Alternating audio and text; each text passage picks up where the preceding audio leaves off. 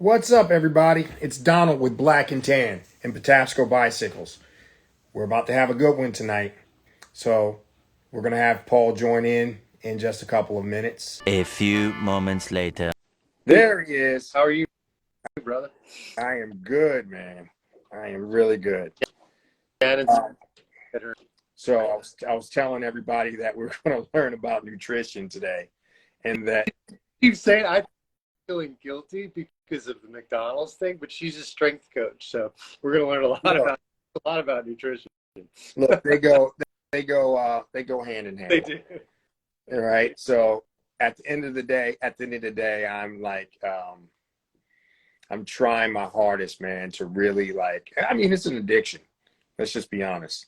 I have an addiction right now. What I'm addicted to is all the processed foods that I'm used to taking in pretty much all my life. And, when I was growing up, I'm not only a latchkey kid, but I'm also a McDonald's baby, right? So it was easy for mom to come home and take us all to McDonald's. And that's what we ate pretty much all my life. I grew up on fast food. So for me to try to change things late in life, it's harder than most people think. Best to join her.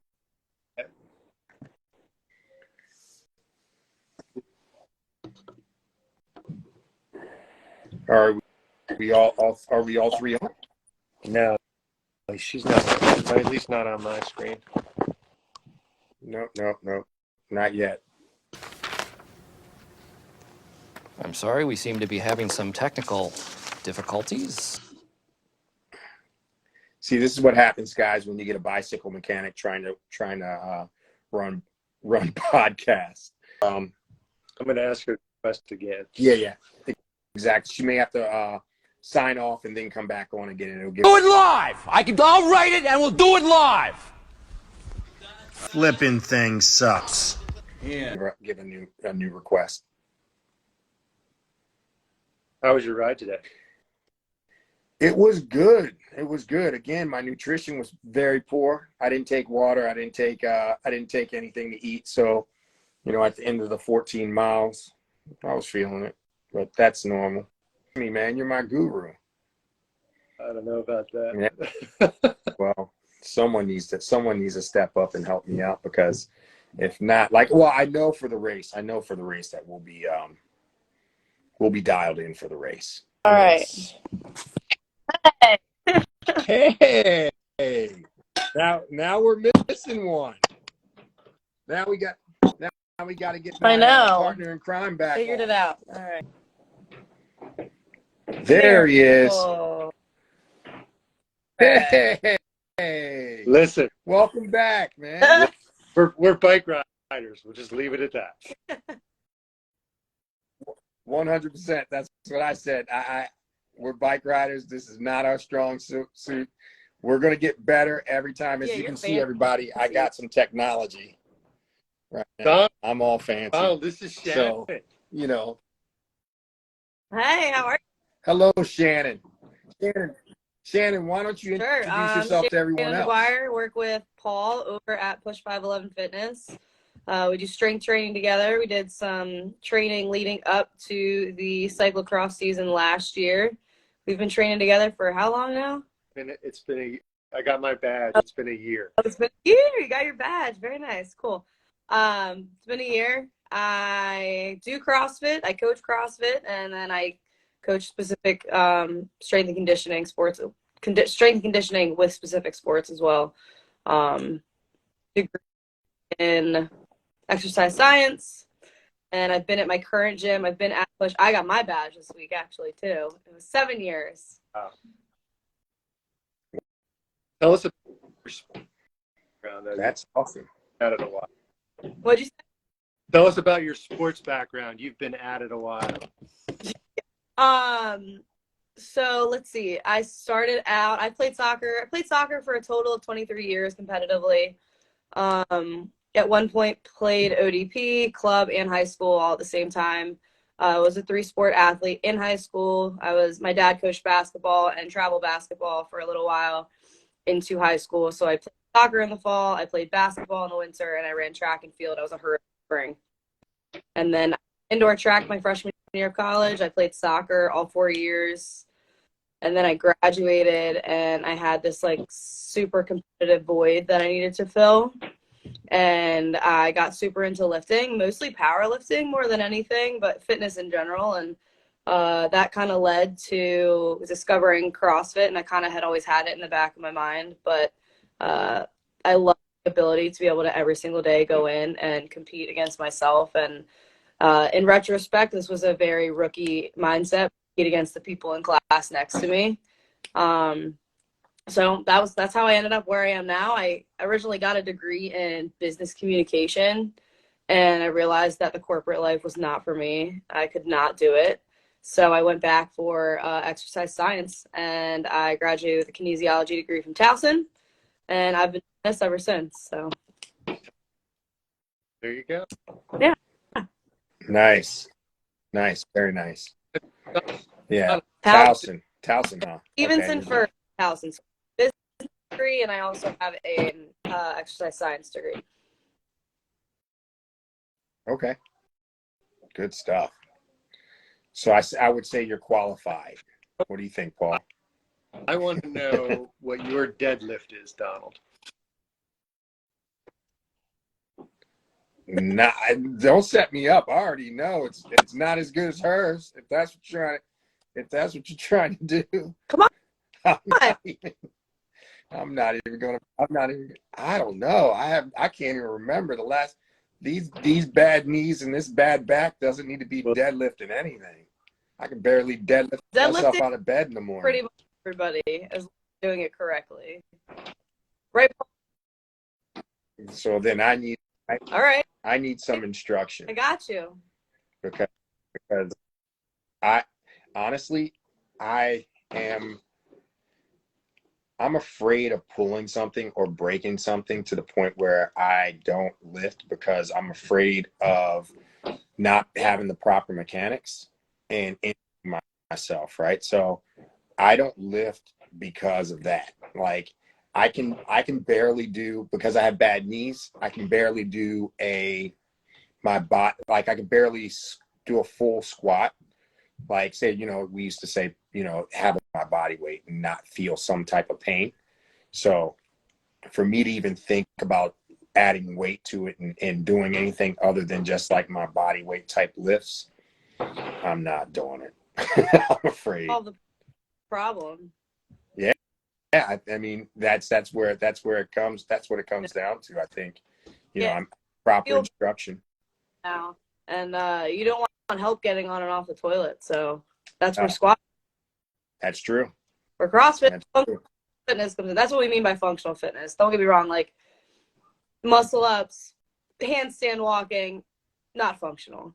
Well, muscle ups are to a degree. But something like handstand walk, some of our movements just don't make any sense when they're on the competitive side and they're applied to the competitive side of it.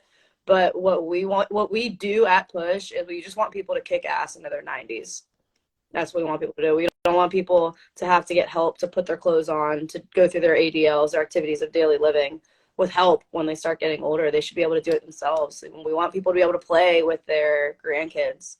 I had at Push, and I think if I'm remembering this correctly, it's 16 inches. So you can squat to a 16-inch box and stand up unassisted multiple times. Good to go. Okay. Yeah. Yeah. It's funny you say play with your grandkids. I had a baby kind of late in life, so I'm 50 years old with a 4-year-old. There you go. Right. So what I'm looking at right now is exactly what you said. Right. I'm looking at having the ability to later, 15 years from now, I would love to be able to ride my bike with my son and not have any issues. Right. So those are my goals. My goals are simple. I want to be able to ride. I want to be able to play with my son. I want to be able to raise him as if I had him when I was in my 30s versus in my 50s. So, all the research obviously says strength builds muscle, it builds bone density. You need it as an athlete. You need it as a master's athlete even more so. And I think Donald, that guy me to see Shannon was that I didn't want to do it wrong. Like, I didn't want to hurt myself by doing it wrong. Right? Really, and Shannon's story when she first met me, because she's a CrossFit coach, and you got this guy who's like, I don't want to compete at CrossFit. I want to be a stronger cyclist. I want to be a stronger athlete in general. And she's taking me in a year, so a whole new set of goals. But that form was important to me to get it right. So I did. Yeah, I get it. And that, like I said, that's kind of like the same thing. That's what I'm afraid of. I'm afraid of bad form and injuring myself. I'm afraid of doing certain things. So I was at one point really heavy into jiu-jitsu, and I used to train a lot, but I stopped training because of fear of injury that would take me away from my number one sport, which is cycling. Right. So there's been so many times and so many incidents where I couldn't ride my bike because my neck was so stiff from being pulled or something happened into it while I'm training in jiu-jitsu, where it kept me off my bike. And I had to pick between the two. I love jiu-jitsu and I trained for a long time in it, but cycling's my life and my livelihood. So I had to pick the one that made sense, and to me it was cycling. I gave up jiu-jitsu because I was afraid of injuring myself. I don't lift weights because, like I said, I'm afraid of injuring myself. Okay. Well, yeah. So my advice to you would be to find someone who knows what they're doing. It sounds like you know what you're doing, Shannon. I would say there's still a lot that I don't know. Like there is literature that comes out all the time. CrossFit's very new in and of itself, so there isn't a whole lot of research and literature on CrossFit and like specificity when it comes to actual like strength training, periodization, and those things. There's a ton of resources. There's also really terrible resources, and there's also really terrible trainers. So Right. Finding someone who knows what they're doing, that cares and is doing it for the right reasons is so important.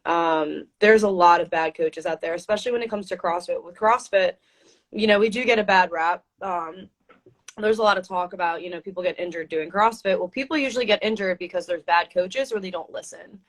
And you sound like you'd be a good listener, so you would need to just find the right person. And it's not like we're going to load 315 on the bar and ask you to bang it out, deadlifts for reps on the first day. Like there would be that progression. We could start with a PVC pipe, which is typically what we do with a lot of our athletes, and build some confidence before we start adding loads into the picture. Right. 315, she threw that number out. That's still not her max, just in case you're checking. No, I know that. I mean, trust me, you wouldn't just have it, just anybody on here, Paul. I know how you roll. You surround yourselves with warriors and people that get it done. So, and if she's instructing you, I know she's legit. Shannon, when you meet someone like me, or you meet an athlete that comes in, and a sport specific athlete, like what's your approach? Just talk us through that, so that somebody's coming in, they're new to the gym. I was new. I was just like full. I can go to my own, and I, because I didn't want to get injured. But tell me what your approach is, and help us through. So I have a bunch of clients, right? I have CrossFit specific clients who, are looking at maybe competing as masters athletes. I have you, who's a cyclist, who's a high level cyclist. And then I have someone who's a fairly new, like, power lifter. And all of these three people have different, need different adaptations for what they're going for. They all have different goals. So when I get someone who needs some specificity, like, it's a learning process for me as well, which is why working with you has been so fun, because I've never trained a cyclist, and I've never trained someone who's been so dialed in, who has, who can write their own program, figure out, like, they can kind of like nerd out on the numbers and figure out, okay, this is what needs to work. And then it forces me to go back and look and be like, all right, what are some sort of considerations I need to take into account for this type of training, right? So my power lifter is doing very small sets with a ridiculous amount of weight, very high intensity with those weights. Whereas you were doing, we were working up at the end of last year, like 10 rep maxes. So the weights were lighter. We're looking at more volume because you're a volume athlete. What you do is thousands and thousands of repetitions on that bike, and looking at what's going to be most important. And one of the things that I think is a huge weakness when it comes to cycling is something that you and I have been working on, which is the psoas, right? Like the muscles that actually lift the leg up instead of just pressing. We can train pressing. Pressing is really easy to train. Not easy per se, but there's a lot of ways to do that. There's fewer ways to train that leg up and training those muscles so that we're stronger both up and down. So there's a lot of research that goes into it. There's a lot of nerding out on my end, and it does push me as a coach in general, which is kind of why I do like this sport specific stuff. Makes me a better coach, honestly. And I remember when you first came in, and I could tell that you were like super serious, and I was like, you left after one of your sessions, and I went over to Artie, and I was like, I'm a little intimidated by that one. Like, I'm gonna, like, he's making me comfortable in a good way. Like, I'm gonna have to like really figure some stuff out. So welcome to my world. welcome to my world. And I also found out you need to be very specific about rest and warm up sets as well. But and you did have that bench PR this morning, so that was cool. All right. Hey, Paul, what did you bench? Don't worry about it. My weight. I'm full disclosure. Like that. Like for me, this is not something I pay a lot of attention to. Right. Right. The guy that Shannon works with prior to me, usually on usually Wednesday mornings or Friday mornings, and he squatted like 365 probably 10 times. It was crazy. Like he not all at once, but he did it, and I'm like, I have leg envy, Donald. I'd have leg envy there. There's no doubt about it. Yeah, it's okay. It's okay. But I can guarantee you he still can't beat you up a hill on a bike. Oh, no. No. But, because Shannon said we nerd out on the numbers. And when we started working together, my first target was flower mark criteria, right? And you guys actually were both there. And I knew that for 7 seconds, I was going to have to put out 100 watts. And I ended up doing it 19 times, right? And so we really worked through, like, what would you have to do in the gym to sort of mimic that, that exposure to the effort. And we did it. Like, and I did jumps, burpees till I wanted to vomit. But, like, I was ready for that race, and the result was there. So there was definitely a nerding. It was purposeful. I like those days. Stuff, right? Because that was like the super fast. It's almost like you don't realize how tired you are until it's over, recovering for 3 to 5 minutes. So there's that like short burst energy because we're working on that phosphogenic pathway, which is what you were struggling with at the end, was like that, just that last little bit, like the sprints. So we got to replicate that multiple times and just try to like push it and maybe have negative splits. And it was a lot of reps. It was like 10 to 12 rounds some days, but when we could, we would finish on like the Concept 2 bike sometimes. They were explosive movements too. And then there was also that too, was the plyometrics aspect of everything as well, that we started putting before that stuff, which was, the super explosive, like max effort, broad jumps, or like med ball side tosses, things like that are super important for any athlete, honestly. But especially when we're looking at those quick twitch muscle fibers, and we're looking at training those and developing that pathway to be a bit more efficient, especially towards the end. What's up, Donald? Are you training the fast twitch muscle fiber to be more slow, or can you go opposite? Like for cycling, do we want to have slow twitch muscle fiber, or do we want to train it to be fast twitch muscle fiber? You're going to want both, but in reality, there are certain genetic predispositions to the amount of specific, and we can, like, there's subtypes of those fibers as well, which I haven't looked at in a long time, but those do play a role as well. But we're talking about, you guys are on bikes for hours, right? Like, we need those slow twitch fibers. We need to be out at a certain pace and work at that tempo for a long period of time. So like that speed and that strength, that those fat, like we're looking at that kind of like in the back pocket, but it is important, obviously. Like Paul had some sprint finishes this year that it was absolutely necessary to be able to turn that on under fatigue, you know? Right. Yeah, that Right. Donald and I talked about it yesterday, it was yesterday we were talking about the importance of repeatability. And that's where the slow twitch muscle you build, that's where your repeatability comes from. But, you know, we had the progression, and we're doing a fairly similar progression this year, where it's a lot of heavy lifting, and then we start to move into explosive movements like box jumps that are higher, up to 30 inches or whatever. And then this year, my goal is to actually continue to do the lifting throughout the season, because I had to back off because I was sore a lot, and that. But I think we've worked through some things where I can still hit the gym probably once a week, even in cross season, even when I'm doing 12 to 15 races in cross season, and not have late onset muscle soreness. You know, be able to produce both in the gym, maybe on a Monday, and still be able to race really well Saturday, Sunday. Right.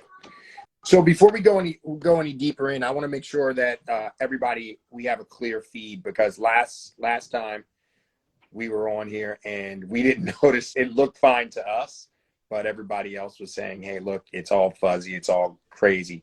I just want to make sure that we're all good and people can hear us and things like that. I got us on another screen, and we're sweet.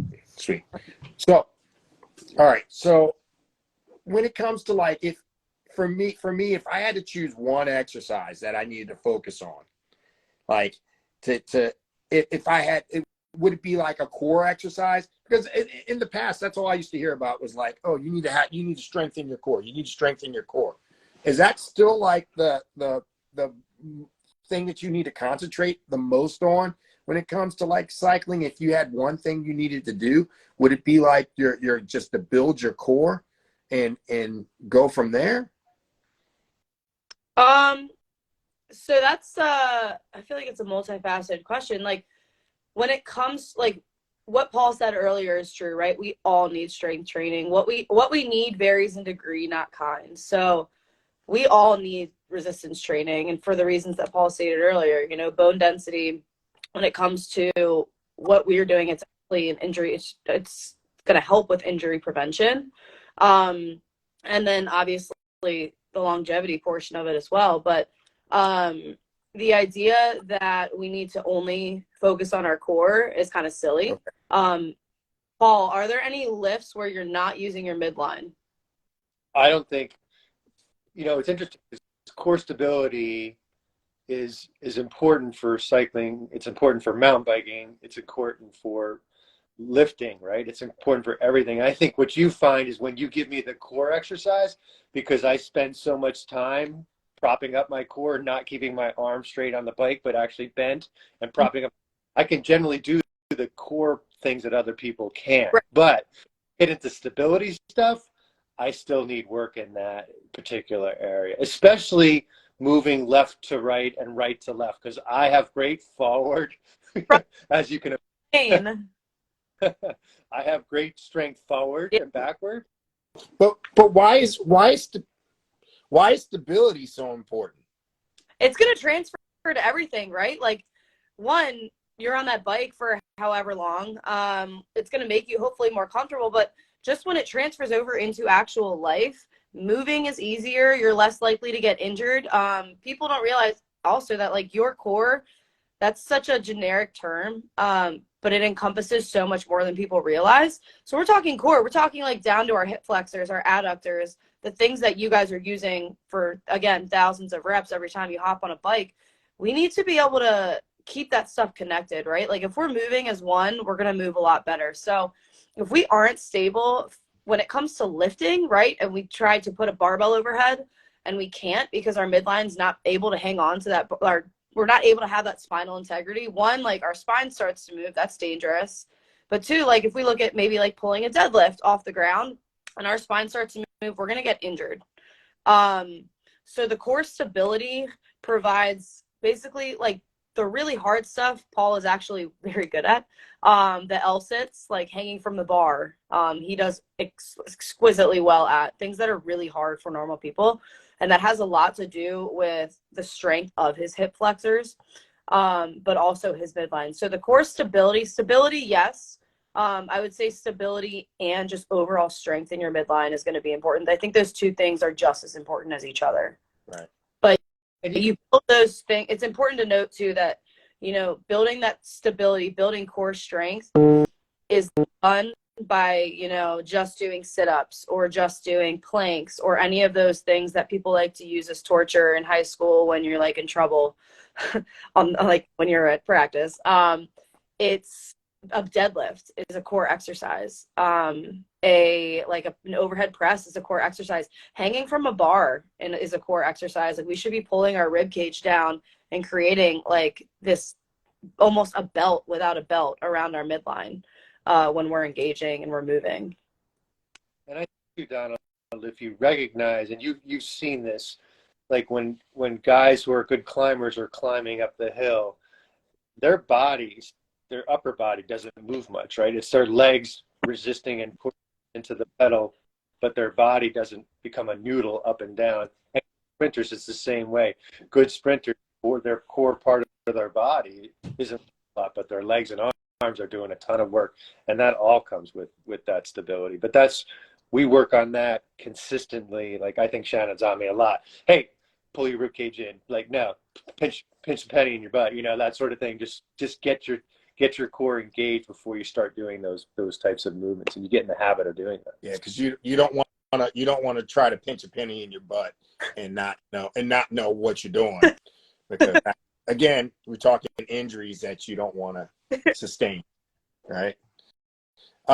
Could you make me faster than Paul Lavelli climbing hills?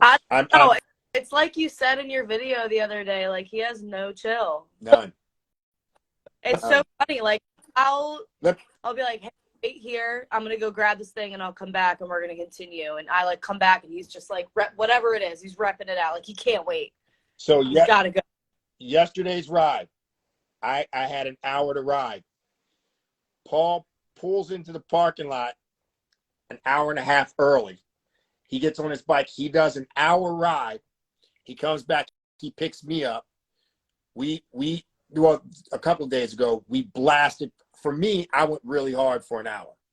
We got back to the shop, and I thought, man, I was like, all right, I might even gave Paul Lavelli a little teeny workout today. Paul got back on his bike and did another hour without me. Sounds about right. So you know, he's literally training at a 3-to-1 ratio when it comes to what I do. You know, so yeah, he has absolutely no chill, but that's what makes him a good partner. Yeah, that's true. You have to surround yourself for sure. You absolutely have to surround yourself with people that are going to push you. Like if I see someone over next to me and she's like really in the pain cave, I'm more likely, I'm looking at it, I'm like, all right, that's what I should be doing. Right. And I see that a lot. Travel to other gyms as well. I think it's so important to drop in at other gyms and to get out. If you're someone who's serious about your sport, like you have to go to competitions. You have to get out there and see what's actually out there. Because if you train in a small group or you train in just a gym, you've never traveled, you've never seen what it's about. Otherwise, you tend to think in this like small pond, like frame of mind, and then you're stuck. So it's super important to see what's out there and to see that there are different ways of doing things, but there's energies you definitely want to be around, and Paul is obviously one of those, because he does push people around him to be better, including his coach. So I guess that speaks a lot to Paul. Yeah. So, you know, to go into what you said about, you know, you train really hard and you go to other gyms and you compete to see where you are as far as training. With us, we go to nationals. You go to a national event, you can train super hard locally, and you go to like nationals. Like in our my buddy Jeremiah just texted me and said, you know, small ponds. You train around here and you're killing it around here. You go to nationals and it's humbling. Oh yeah. Humbling. And it helps you get to that next level, because you realize how many levels deep you are, right? Right. Like you have to really step up and and find that motivation somewhere or somehow. And I think for me, I've only done a couple of national level events, and I was humbled when I went to Sea Otter years ago and realized how much faster these guys are, you know, from other parts of the country. It's So incredible, but it's so important. Like, you need to go out and get your ass beat. Like, yeah, I'm a firm believer. You got to get your ass smacked down in order to get better. And I remember my first like major competition, I wasn't even in the top division. I was in like what was considered intermediate, and it's the most competitive outside of the CrossFit Games, most competitive competition of the year. But I was 2 or 3 divisions down from the top, like the best of the best. And I showed up and I was like, I'm going to do fine. I'm going to be great. You know, I finished first in the open every year I've been here. And I finished second to last and went home. And like that on the plane ride home, I remember writing down the workouts. I remember writing down my placing. I remember writing down what went right, what went wrong, and coming up with a plan like on the plane home. But I got my ass beat and I was like, wow, I got knocked down a few pegs, and it improved my mindset and it improved my perspective, because instead of worrying about or comparing myself to the people who are around me, I know that there's like a whole world out there, and to be comparing myself to anybody else is so silly. yeah. I mean, you find some things. It's weird what actually motivates you, right? Some people get motivated by the like things that other people just brush off. I went on a gravel ride the other day, and I got passed by a guy, and I wanted to give him props for passing me the way he did. So I went to his page on Strava, and he called us nerds on his page. He said he passed a bunch of nerds climbing a hill, and it like motivated me to kick his ass. Like I want to kick his ass so bad. So it's like, you know, you find motivation in the weirdest ways. Wait, so And compliment him? Did you what's that? compliment him, or did you No, keep that? I didn't. I started to. That the whole reason I went to his page was we're on this thing called Strava. I don't know if you know about Yeah, Strava. all about So Strava. yeah, so after my ride, we had a pretty good ride. I went there to look at my times compared to the times that I've climbed these hills in before, and in the order that I fall in for the day, right? So it'll lock you in for just that 24 hours. So in that 24-hour period, I got to see the guy who passed us, and I was like, oh yeah, I remember when he passed us. He was doing pretty good, his name is across it. So I said, let me click on his profile, and I'll go to his profile and give him a thumbs up. Normally, that's what I do. I go and say, if I see someone that I love motivating other people. So I clicked on his profile. I go to his profile, and the first thing I read on his profile is how he passed a bunch of gravel nerds on his road bike. And I was like, damn. But you know what? Motivation. Now I'm motivated. I have a question. Was Paul with you when he called you guys nerds? Hell no. First of all,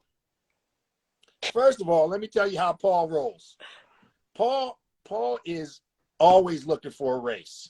So this dude came up behind us, and he was racing us without us knowing he was racing us, right? We had no idea he was going all out like that. So Paul would have jumped on his wheel, and it would have been on. At that point, it would have just been a race between him and Paul going up the hill.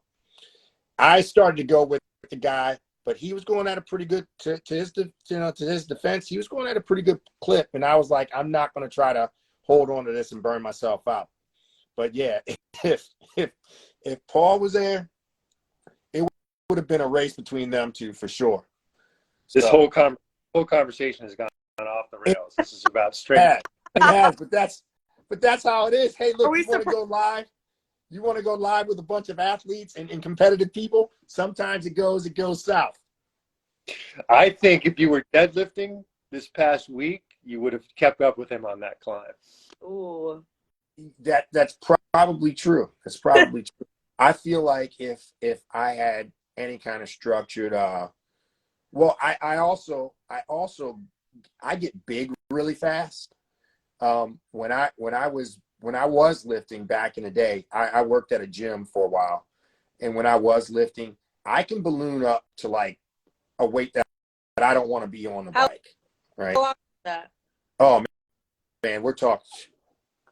It's a whole life. How old are you? 30. Yeah, it's about your lifetime ago.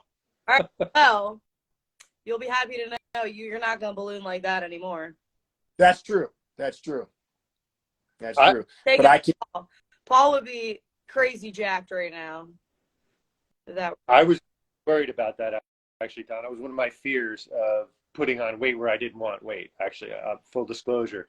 And I typically, what happens in January and February, I'll put on about 4 pounds, but it'll come off in May and June like that. It just comes off. And what's left, because I have, a scale that does your fat body, like, that comes way down. You're just building muscle. If you build it in the right spot and you're doing strength training in the right way, you're not going to over bulk up and be worried about that. So does anybody on here have any questions? I saw a lot of people have joined in, and I see Jeremiah has commented a couple of times. Anybody have any questions that they want to throw out? See if somebody makes squats and deadlifts. That's definitely a lot of what we do. I think for my structure, I do 3 days a week in the gym, January and February. I moved to 2, March and April, probably even May this year. And then I'm going to try to do 2, and cross season I'll probably do 1 day a week. But we do squats and really one day upper body, and then 1 day deadlifts is kind of how it works out. And you need that rest in between, by the way. Shannon said out for you, Paul. Shannon said something about sitting on the toilet. Some days I don't know if I could actually sit down without falling back on the toilet after.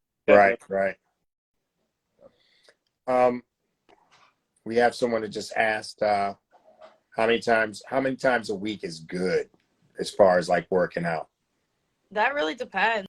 I mean, Paul just told you, he's 3 times a week, and that's with his super high volume. Paul answered, yeah. Yeah. But then, again, It's a goal question. So what is it that you want to do, right? So Shannon and I have very, very specific goals. We want to hit 10% numbers across the board over what I did last year. And so I tell Shannon that, and then she says, well, now we're going to do 93% of 5 reps. And I don't know, she geeks out as much as I do on the numbers. I don't have to worry about my weightlifting numbers because she does it, right? Right. And she protects my form, which is a key component to having a coach. And yeah. I don't have to, I used to ask a lot of questions. Now I just go, okay. But that's from obviously building trust, like Shannon said, finding someone that you can trust, finding someone that cares about you enough to lead you in the right direction. That's super important. Yeah. Right. I mean, that's kind of how, Paul, if I could write a book in my lifetime. So I've been racing and riding for literally most of my life. And the advice that I would get from people that's just straight out bad advice, I could write a book about just that. So to find someone that you trust, like I have a good friend and my business partner, Mike Berner. Mike is a guy that 100% I trust in, right? If Mike said, Donald, this is what you have to do, blah, blah, blah, I'm taking it to heart, and that's what I'm going to do. Same thing with Paul, right? So someone that I trust that I honestly feel has my best interest that's the advice that I'm going to take. So, I have people like Mike and I have people like Paul to help me along the way. Right. And it's important to work with a trainer who has a healthy fear of injuring their athletes too. Cause, it's really important to know that, and Paul and I had this conversation when we first started working together, that, he came in and was like, this is what I want to do. These goals, I am, this psycho obsessive cyclist and I have these goals that I am hyper focused on, and knowing that, you know, there are people who I'm their only workout that day. That's not the case with Paul, right? Like, I'm supplemental to Paul's success. So I need to make sure that I know, one, I'm not going to get hurt for what he is actually trained to do. I think some trainers can get really excited, and or they can just be plain lazy. Anybody can make you sore, make you tired, but to actually add some actual linear progression onto that takes a bit of work and attention to detail. So knowing and having a healthy fear of injuring your athletes is definitely, like, if any of my athletes or my clients get injured, I feel that I take full responsibility immediately. Not all the time. Sometimes it's, you know, I fell off the step or something, whatever. But Right. it is super, super important to program things and not over program things. Can you focus, like, with your training? Can you do, I know with our cycling and the way that we train, we can focus to peak at a certain point. Is there ways that you can also, with your side of training, is there ways that you can have people peak at certain points? Yep. And the CrossFit season's a little funky. So our season actually starts for CrossFit Games athletes. I'm not at that level, but that starts in next week. Actually, a week from tomorrow is the Open, and that's the first stage to qualifying for quarterfinals. And then if you make it through quarterfinals after a certain cut line, you go compete in person at semifinals, and then if you podium there, it depends how many qualifying spots your region gets, you go to the games. So there's there isn't really an off season because there's so many aspects to the sport, as opposed to you guys have one thing that we're doing, right? Where we're cycling. And then, I mean, maybe not with cyclocross, because you guys are obviously doing stuff like you're running through mud, you're throwing your bike on your shoulder and running with it. But there is no end, and every year they come out with new movements. So there's always multiple things at one time that need to be worked on and weaknesses that need to be worked. And sure, maybe some part of the year we can sort of like take a step back and chill out. But a lot of us are doing stuff to kind of like tune up and figure out where our weaknesses are and competing in big competitions so that we can get back to training and we know where the holes are. So we do the base building that you guys, same sort of concept. We build a base where we're doing longer, more like zone 2 work, which might be like longer EMOMs or longer workout every minute on the minute work with different skills. And then we're doing prescribed skill work on our weaknesses all year round, being cognizant of how much we're doing that during the week so that we can prevent injury, because a lot of what we do is very shoulder intensive.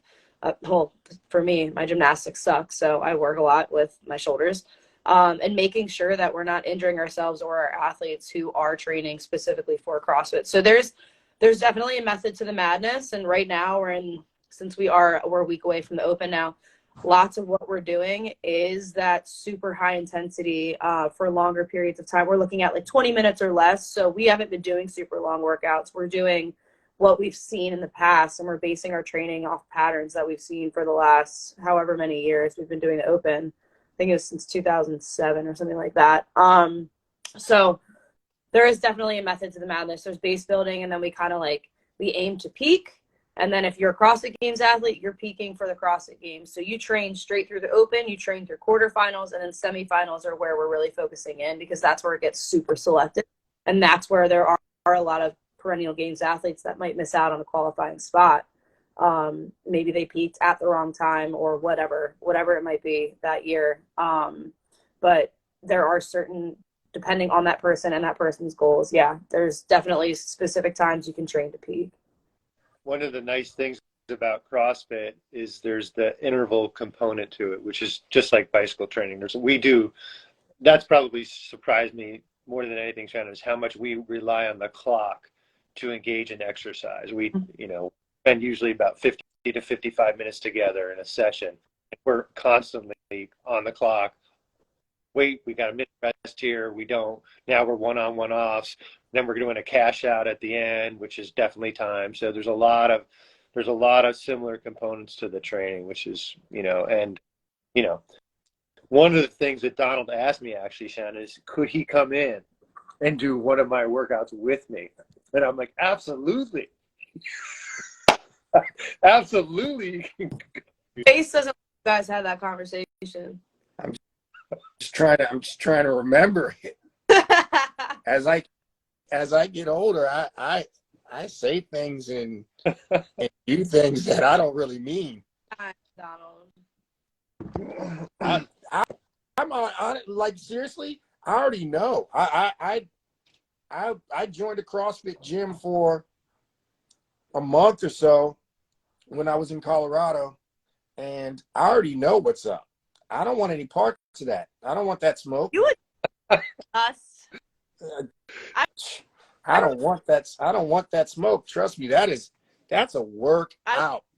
I went into CrossFit knowing I wanted to compete in CrossFit, and I remember doing my first workout, and it was a benchmark workout called Jackie, which a lot of CrossFitters will know, and it's a 1,000-meter row, 50 empty barbell thrusters, no weight on the bar, and then 30 pull-ups. And I remember being like 500 meters in on the row, and I was like, what the hell am I doing here? Like, this is hard. This sucks. We hadn't even gotten through the first. It is. It's hard. I already know. I can tell the end results of someone that's serious in the CrossFit. Everybody, I don't know. I watched the CrossFit games before, by the way. Everybody out there is jacked. Yeah, they're freaks. Those are genetic freaks. Like, they're also people who work insanely hard. Yeah, I don't know. It's just one of those things where I'm okay. I'm good. I'll take advice, and I would come in and do specific workouts that would help me with my bike. But as far as jumping out and trying to compete with people that do CrossFit, I don't want to do that. I don't want to do that. Fair. Why would I want to do that? Fair enough. Yeah. So we're at 55 minutes in. Let's give Shannon an opportunity to say, hey, if somebody wants to get in touch with you for coaching, how should they do it? Sure. You can reach out to me via, well, you have my Instagram now, since I'm on smag_14. I think it's underscore. It is underscore. And then we're at Push 511 Fitness. You can reach out to me specifically, Shannon at push511.com. If you are interested or you have any questions, happy to sit down with anybody. We are flexible over it at that gym. We don't lock anybody into anything. And, you know, if you do want to find out it's not for you, likely I probably feel the same way and we'll go our separate ways. But more often than not, I tend to find that the people who do want to come in and want to work hard, just Paul included, I look forward to those sessions, and they are fun. It's really fun being able to tell Paul, like, I don't know what we did the other day, but I told him he had 5 sets, and then he finished his 5th, and as soon as he re-racked it, I was like, you got a 6th, and he was like, all right. I'm like, yeah. Other people, and it crushes them, and it's fun to work with someone who's like, sure, cool, you're not gonna bother me. I'm like, all right, cool. Yeah. Full disclosure, though, I do not want her angry when she's giving me stuff. Nah, I can see that. Often. The only time I was actually angry was I programmed a workout for Paul, and he told me that it was like active rest for him. And I reached out to my old coach, and I said, if you really wanted to break someone, what workout would you program? Oh. See, that attitude is exactly why I'm not. And I never ended up programming it. But I was like, man, like, I just feel like Paul doesn't think I don't know. Like, I got to prove to this guy that I can put him in the dirt. And so I really wanted to. And eventually I did. But that was, yeah, I remember being like, I really want something that's going to break this guy. Like, I got to see it. I don't know. Yeah. Just yeah. like, I that I would regularly hit and then finish and be like, what's next? And I'm like, I respect you trying to break him. all right. Yeah. I think you should break him. Shannon, You know? Shannon, thank you for coming on. That's right. This is over. All right. Thanks, everybody, for joining us. Donald will do his editing magic and get this on YouTube. this is a pretty good one. All I got to do is edit out all the stupid stuff that I was doing, trying to get everybody on board What? earlier. McDonald's? I'm not going to edit that out. I'll keep that in because, like I said, rewatch. I should not be eating McDonald's. I've been chilling with McDonald's big time. He has been very good. Paul is known to go check the trash can at the shop to make sure none of the wrappers are his. He was. Me and McDonald's aren't talking right now. Good. Yeah, we're I think we're going to split up. For some reason, he doesn't think an Egg McMuffin is fast food, but that we're going to get there. We're going to get there eventually. Have you read the ingredients list? I'm sure it goes something like Egg McMuffin or something like that. Your own Egg McMuffin, and I promise it's going to be 10 times better for you. I don't know. Muffin and an egg. That's what it is, right? A McMuffin and an egg. Maybe some cheese. Look, they throw some cheese on there. That puts a lot of crap in there. You just need a muffin. Look, I got rid of the rodeo burgers from Burger King. Oh, we got burger too? Question: did you order the rodeo burger? You're darn right I did. It was flame broiled and delicious.